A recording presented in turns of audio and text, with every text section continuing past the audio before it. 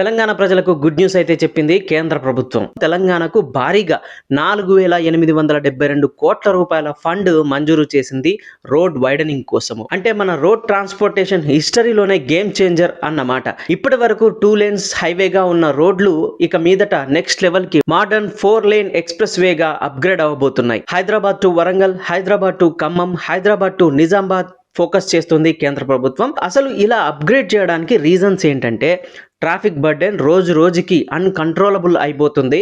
తెలంగాణలో మొత్తం మీద 33,500 కిలోమీటర్ల మీద నేషనల్ హైవేస్ అనేవి ఉన్నాయి. కానీ వాటిలో చాలా వరకు 2 లేన్ రోడ్స్ మాత్రమే ఉన్నాయి. ఇప్పుడు వెహికల్ డెన్సిటీ పెరిగిపోతుండడంతో అక్కడక్కడ బాటిల్ నెక్స్, జాము, డిలే అనేది కామన్ అయిపోయింది.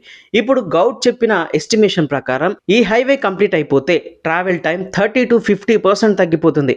ఫ్యూయల్ కన్జప్షన్ కూడా తగ్గిపోతుంది. పొల్యూషన్ తగ్గిపోతుంది.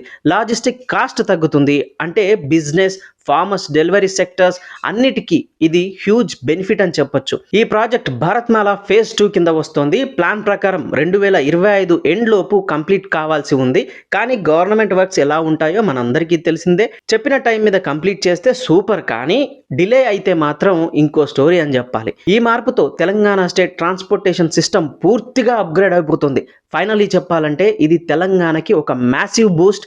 ఎకానమీ గ్రో అవుతుంది, పీపుల్ కంఫర్ట్ పెరుగుతుంది, బిజినెస్ కి ఫాస్ట్ ట్రాక్ యాక్సెస్ అనేది కుదురుతుంది, టూరిస్టిక్ కూడా బెటర్ కనెక్టివిటీ అనేది ఏర్పడుతుంది. మరి మీరు ఏ రూట్లో ఎక్కువ ట్రావెల్ చేస్తారు? మీ ఒపీనియన్స్ ఏంటి ఈ హైవే ఎక్స్పాన్షన్ మీద? కామెంట్ చేయండి.